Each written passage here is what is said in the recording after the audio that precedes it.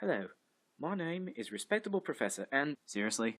What? You're doing another Lego video? Well, yeah. Come on, man. You need to spice things up a little. Who even are you?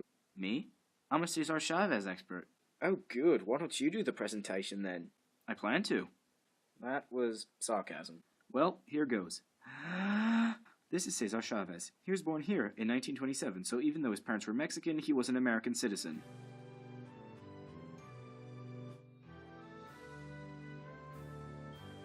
His family had to move to California after they lost their land due to the Dust Bowl and the Great Depression. Ooh, I did a presentation on the Great Depression.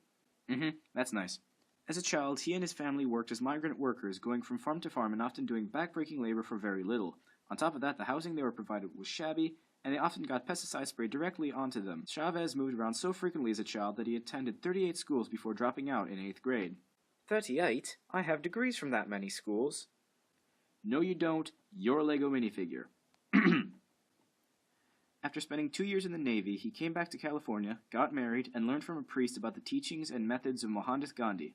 Then he joined an organization called the Community Service Organization, which helped Mexicans with their immigration problems. I thought Mexico was an immigration problem. Not cool, dude. Not cool. After a while, he became the president of this organization, but left when his co-workers didn't believe that CSO should help organize farm workers. So, in 1962, Cesar Chavez founded the National Farm Workers Association, or NFWA. He spent the next few years going around California, recruiting workers into his group and compiling their demands against growers. In 1965, AWOC, a Filipino farm workers union, began a strike against grape growers. Chavez and the NFWA joined the efforts and helped raise awareness and incite consumers to boycott grapes. This protest also included a march on Sacramento and Cesar Chavez performing a fast. Eventually, this strike gained importance nationally and was recognized by such leaders as Robert Kennedy and Martin Luther King. After 5 years, the growers finally gave in and signed contracts with the workers. Chavez 1, Grape Company 0. I think it would be better if you stopped talking. After their historic victory, NFWA and AWOC fused to become the United Farm Workers, or UFW. However, most of the good Chavez had done in the 60s became less apparent in the 70s.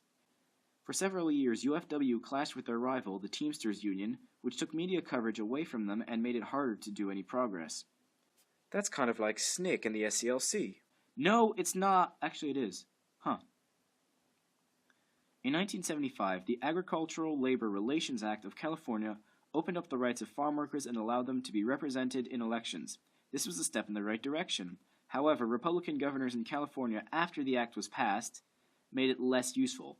Also, many of the workers' contracts that had been signed in 1970 had been expired and were not renewed. Cesar Chavez himself became less important after 1970 as he began focusing on side projects like creating a community for Mexicans or combating pesticides. Since UFW was not a democratic union, every misstep he took was a misstep for the whole organization. However, even when his usefulness and prominence dwindled, he still remained a symbol for both farm workers and Latino immigrants. He died in 1993 and was posthumously awarded a Presidential Medal of Peace. So why does he matter?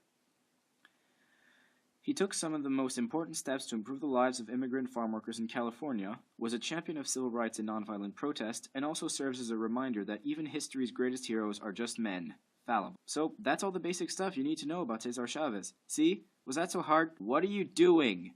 Making the NFWA logo out of Lego. You have too much time on your hands. I also don't have friends. Okay then. Well, that's all, folks. Hope you enjoyed.